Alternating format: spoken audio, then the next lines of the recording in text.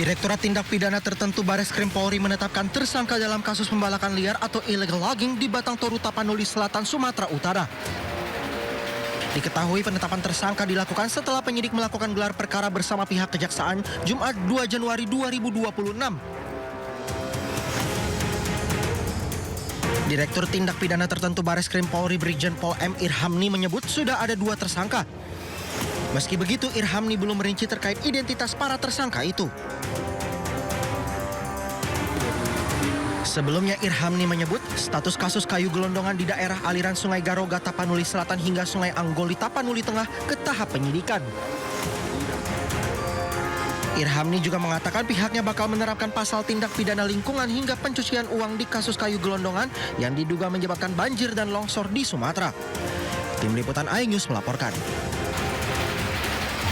Direktorat Tindak Pidana Tertentu Bareskrim Polri tengah selidiki dugaan pembalakan liar atau illegal logging yang mengakibatkan banjir bandang di Aceh Tamiang.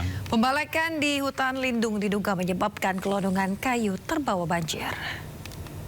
Kemungkinan identifikasi kami adalah kegiatan-kegiatan pembukaan lahan di hutan lindung, Serbajadi ataupun Simbang Cernih.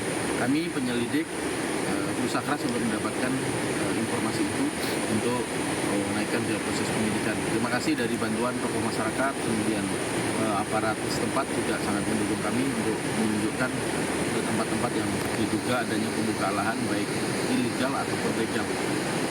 Demikian. Tentunya legal tidak menutup kemungkinan juga adanya dampak lingkungan yang rusak ataupun apalagi kalau Heliana tiba di gedung Bareskrim Polri sekitar pukul 9.30 pagi dengan didampingi kuasa hukumnya. Heliana diperiksa oleh penyidik Bareskrim sebagai tersangka kasus ijazah palsu miliknya. Sebelum diperiksa, Heliana mempertanyakan proses verifikasi yang dilakukan KPU saat pencalonan dirinya sebagai anggota DPRD dan juga bupati. Heliana juga mengungkit penerapan KUHP baru dan mengklaim tidak ada yang dirugikan dalam kasus ijazah palsu miliknya. Ijazah S1-nya kena kampus 2024 sudah. Pertama saya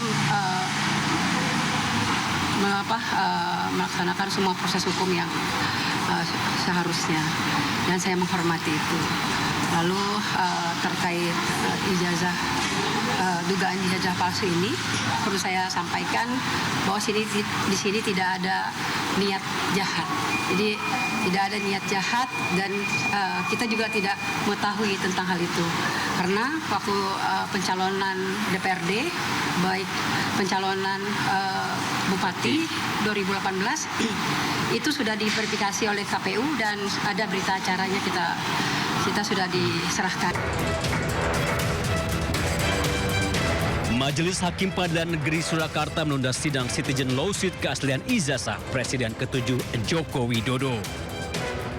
Sidang yang diagendakan pembuktian dari masing-masing pihak batal digelar karena bukti yang disampaikan belum lengkap.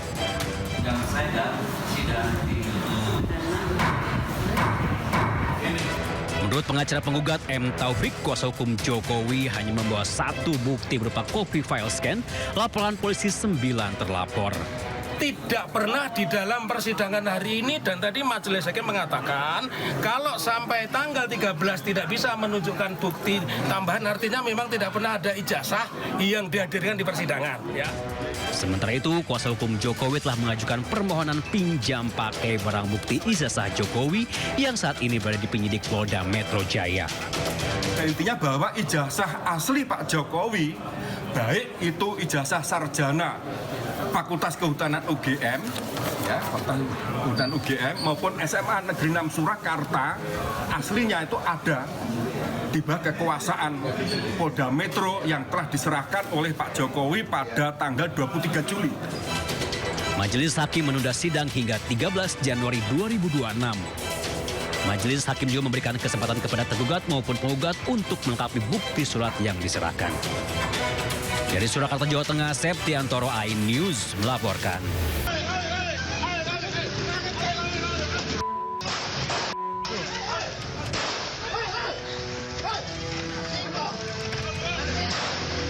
Warga Jalan Andong 3 Palmerah, Jakarta Barat dihebohkan aksi penembakan oleh komplotan pencuri motor bersenjata api yang terpergok saat mencuri.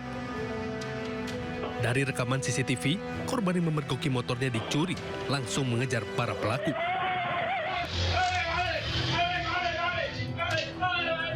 Seorang pedagang beras yang berupaya membantu korban menggagalkan aksi curanmor ini justru menjadi sasaran tembakan di bagian kaki.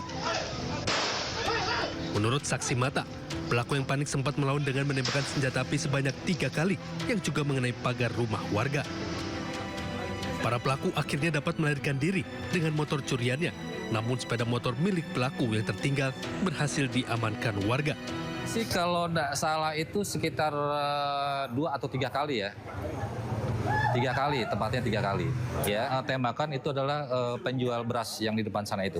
Ya, kalau tidak salah itu sebelah kanan ya, di daerah betis itu. Ya. Korban luka tembak saat ini dilarikan ke rumah sakit untuk mendapatkan pertolongan medis.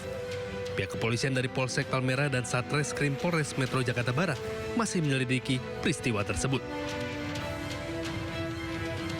Dari Jakarta, Miftahul Gani, iNews melaporkan.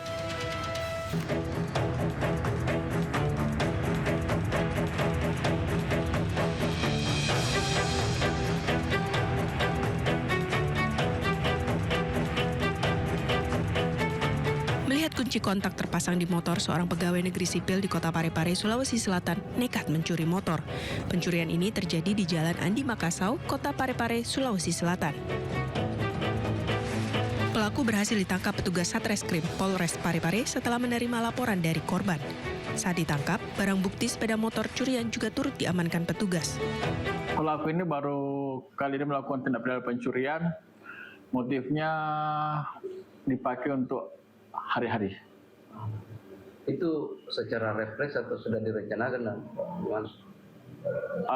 Jadi tidak direncanakan, cuma pada saat itu melintas, kemudian melihat motor tersebut ada kuncinya di motor, maka pemilik kendaraan lupa, ada kesempatan, disitulah ada niat. Atas perbuatannya, pelaku dikenakan pasal 362 KUHP dengan ancaman 5 tahun penjara.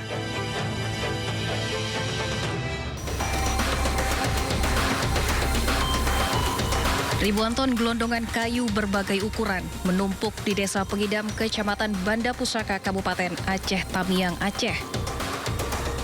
Kayu-kayu gelondongan itu menumpuk hingga mencapai 5 meter lebih. Tak banyak yang bisa dilakukan oleh warga sekitar. Mereka hanya bisa berharap kayu-kayu tersebut bisa digunakan untuk membangun kembali rumah mereka yang rusak diterjang banjir bandang. Nah, jadi harapan kami dari masyarakat Kampung Pengidam, dari pemerintah desa, mudah-mudahan pemerintah mengizinkan kami untuk mengelola kayu ini untuk dijadikan bahan rumah.